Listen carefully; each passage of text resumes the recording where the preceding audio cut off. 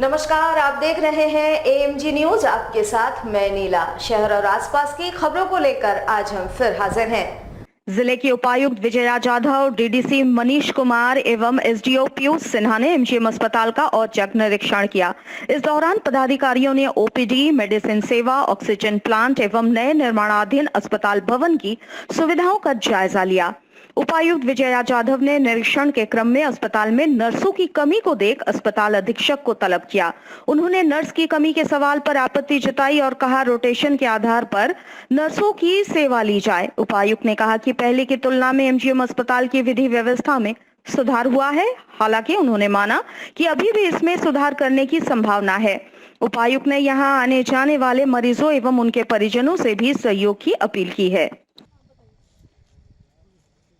काम है, लोग आते जाएंगे, ये होता जाएगा, चेकिंग होता जाएगा, कुछ ना कुछ इट्स अ कंटिन्यूअस प्रोसेस। हमारा ये एम होना चाहिए कि हम उसको कांस्टेंट मॉनिटर करें, ये नहीं कि एक बार आए देखे और चले गए। तो जिला से जो टीम आती है उन लोगों को हमने जो एक फॉर्मेट बना के दिया था, उस फॉर्मेट में जो मोटा मोटी चीज़ें थी अब लगभग वो चीज़ें सेट हो गई। अब हमको लगता है और अब हम थोड़ा अब माइक्रो लेवल पे जाए और कुछ पैरामीटर्स ऐड करें।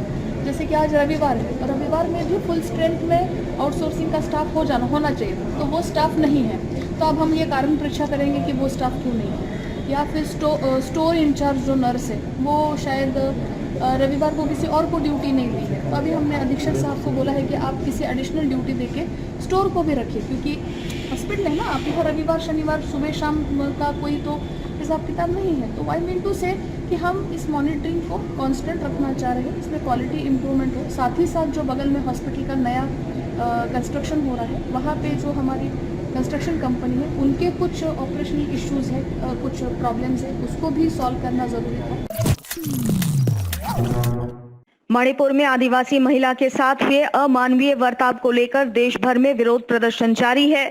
देश के प्रधानमंत्री नरेंद्र मोदी, गृह मंत्री अमित शाह और मणिपुर सरकार के पुतले फूके जा रहे हैं। इसी कड़ी में रविवार को जमशेदपुर में कांग्रेस जिला सचिव राजा सिंह के नेतृत्व में कांग्रेसियों ने केंद्र सरकार और मणिपुर सरकार के विरोध में अर्धनग्न प्रदर्शन किया। इस दौरान कांग्रेसियों ने बिरसा नगर गुड़िया मैदान से लेकर बारेडी चौक तक अर्धनग्न पद यात्रा निकाली, जहां बारेडी चौक पर प्रधानमंत्री नरेंद्र मोदी, गृह मंत्री अमित शाह और मणिपुर सरकार के विरोध में जमकर नारेबाजी करते हुए पुतला फूका गया। कांग्रेसियों ने इसे एक शर्मनाक घटना करार दिया और कहा कि इस घटना से पूरे देश में मातम छाया हुआ है, देश शर्मसार है। महिला सुरक्षा के नाम पर देश की महिलाएं ठगी जा रही है। मणिपुर की हिंसा पर प्रधानमंत्री की चुप्पी साफ बयां करती है कि केंद्र सरकार केवल अपने हित की बात करती है। मणिपुर में महिलाओं पर अत्याचार किसी कीमत पर बर्दाश्त नहीं किया जाएगा। देश की जनता सब देख रही है। आगामी लोकसभा चुनाव में जनता इसका बदला जरूर लेगी। भाजपा की सरकार पूरे देश में जो मोदी जी नारा देते हैं कि अमृत काल चल रहा है, ये अमृत काल नहीं चल रहा है, ये राक्षस काल चल रहा है, जहां महिलाओं का चीरहरण होता है, पुरुषों के ऊपर पेशाब किया जाता है। ये मोदी जी की न्यू इंडिया है। धीरे धीरे संविधान खत्म होते जा रहा है। नरेंद्र मोदी तानाशाह के एक जीते जागते उदाहरण है। 4 मई को हमारी देश की बहनों के साथ, हमारी माताओं के साथ, हमारी बहनों के साथ, हमारी बेटियों के साथ निर्भरता पूर्वक बलात्कार होता है और मोदी सरकार उस पर शांत रहती है।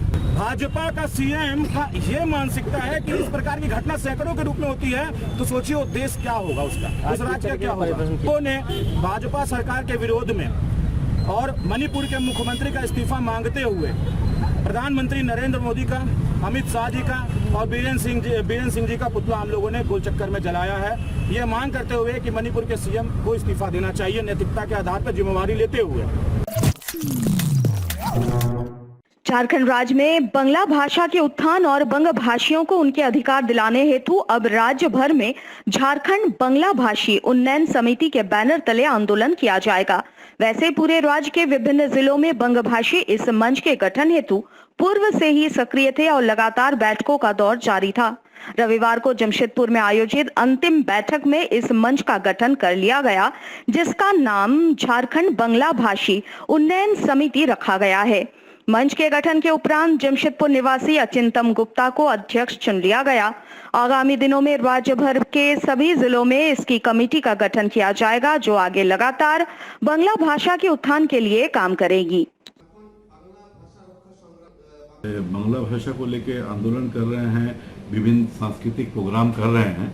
पूरे झारखंड के हर एक जिले के लोग राज्य के स्तर में कमेटी गठन करना चाह रहे थे, इसीलिए 3-4 बैठकें हर एक जगह हुई। रांची में हुई, गिरिडीह में हुई, अभी लास्ट में अंतिम अभी जमशेदपुर में हुआ, जहां गिरिडीह जिला से लोग आए थे, पाकुड़ से आए थे, देवघर से आए थे, धनबाद से आए थे।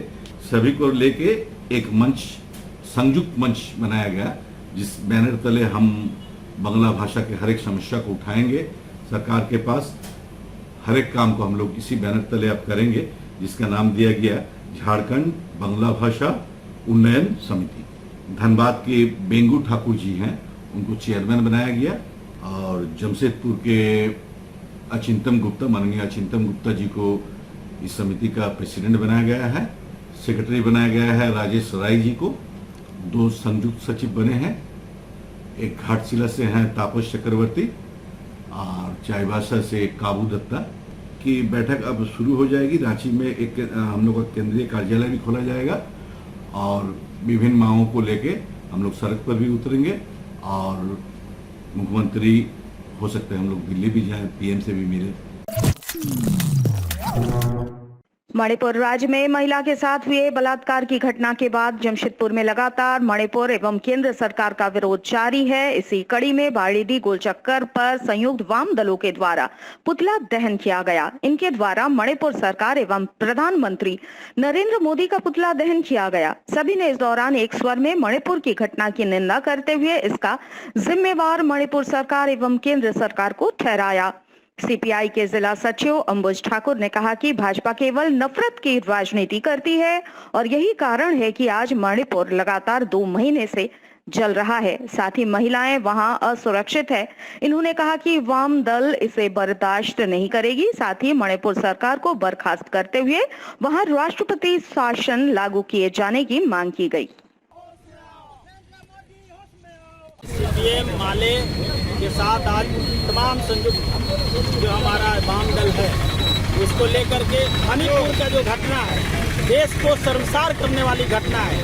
देश के अंदर अगर माताओं बहनों को पूजा नहीं जाएगा, और जो भारत माता की जय का नारा लगा रहे हैं, उनके मुंह शर्मिंदगी से भरा हुआ है। और इसीलिए प्रधानमंत्री जी अभी तक 80 दिन बीतने के बाद भी अभी उनको आवाज नहीं निकल रहा है कि ये कुकृत करने वाले को किस तरह से सजा दिया जाए। ये हिंदुस्तान के अंदर नंगा नृत्य पूरा चल रहा है। इसीलिए हम मांग करते हैं कि जो दोषी है मणिपुर में, उसको फांसी की सजा दी जाए, और खास करके मणिपुर में राष्ट्रपति शासन लगाया जाए। इसलिए कि ये सरकार जो कहती है कि डबल इंजन का सरकार विकास करेगा, ये विकास नहीं है, विनाश कर रहा है। इसलिए हमें आज उनका पुतला दहन किया है, और हम पूरे देश में ये आवाज बुलंद करेंगे कि ये सरकार मजदूरों की, आम जनता की, नौजवानों का, छात्रों का नहीं है, ये पूंजीपतियों का हितैषी है। इससे दूर रहा जाए।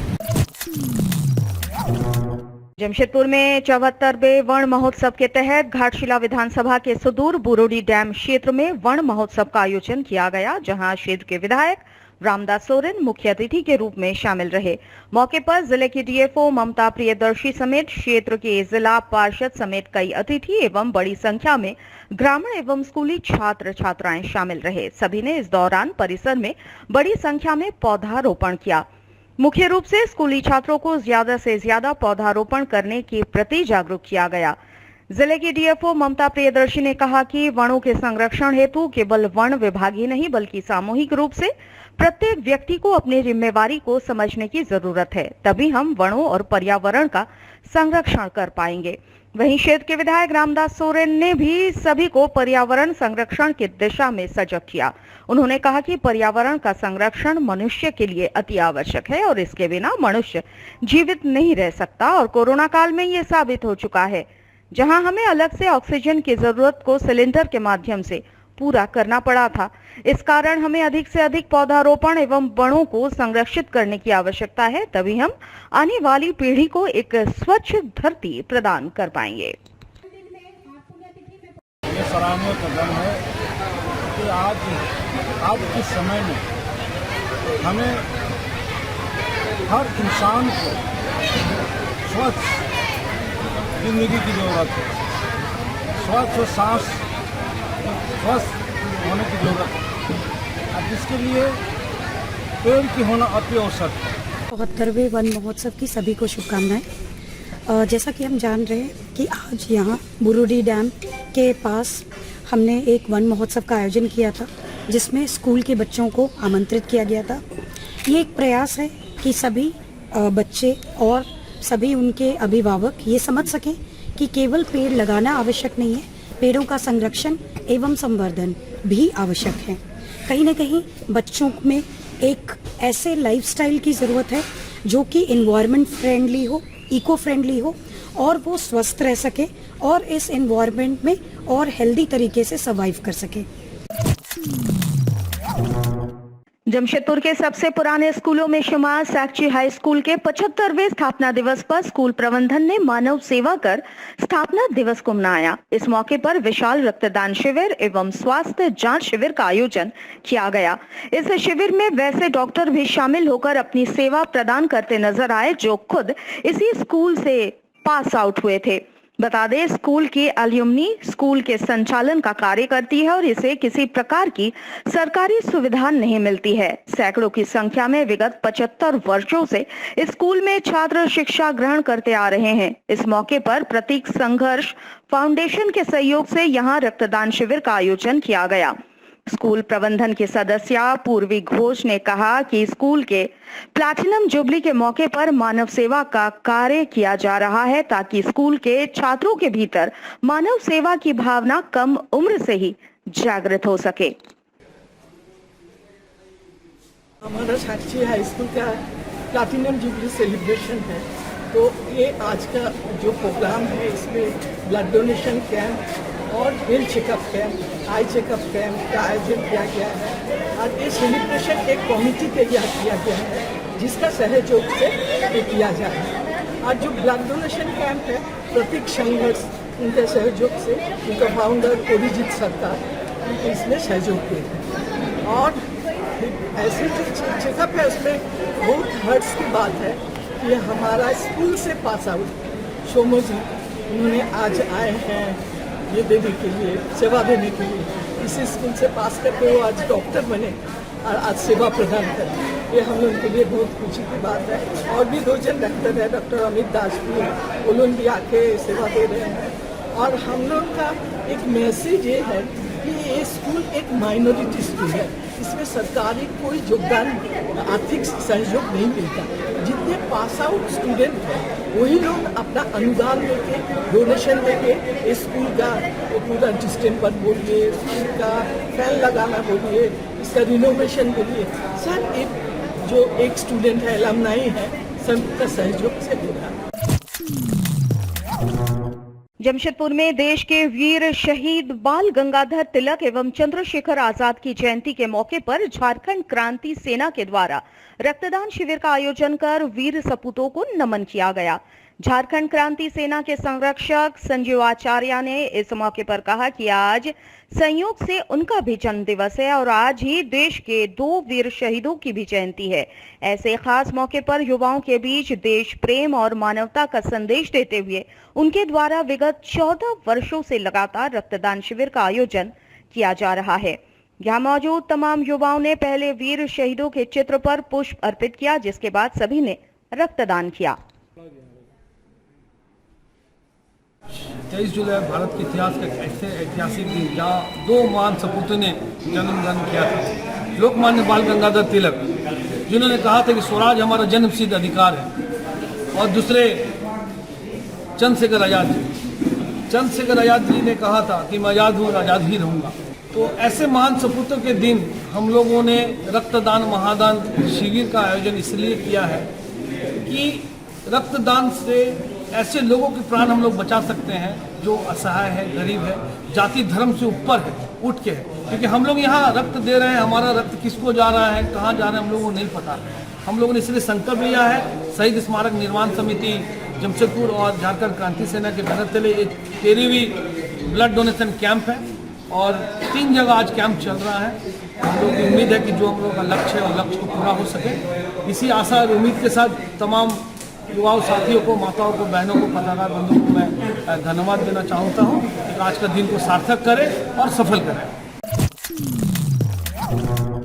जमशेदपुर में महिलाओं की संस्था नारी शक्ति के बैनर तले सावन महोत्सव का आयोजन किया गया, जहां बड़ी संख्या में महिलाएं हरे वस्त्रों में सुसज्जित होकर सावन की खुशियों में झूमती नजर आई। इस मौके पर मुख्य अतिथि के रूप में महिला चिकित्सक डॉक्टर बिनीता सहाय मुख्य अतिथि के रूप में शामिल रही। इस दौरान तमाम गणमान्य अतिथियों को सम्मानित भी किया गया। इस मौके पर महिलाओं ने सावन महोत्सव की थीम पर नृत्य भी प्रस्तुत किया।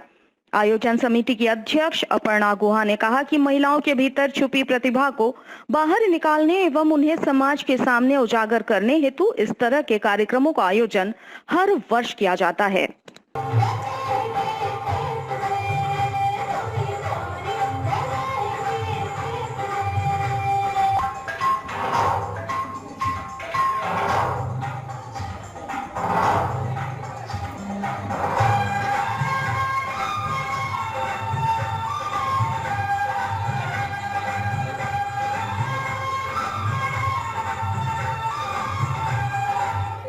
हर साल के भांति इस साल भी हम लोग नारी शक्ति के द्वारा हम लोग महिलाओं के द्वारा आयोजित होती है सावन क्वीन का एक कार्यक्रम करते हैं हर साल। और ये साल में भी हम लोग कार्यक्रम रखे जिसमें कि आपका विजेता और उप विजेता, जिसमें कि सावन क्वीन कार्यक्रम में आपका डांस का प्रतियोगिता हुआ और आपका रैंप वॉक का। उसके साथ में जो 16 श्रृंगार करके आई है उसके भी हम लोग एक प्रतियोगिता उसमें भी हम लोग चुनेंगे।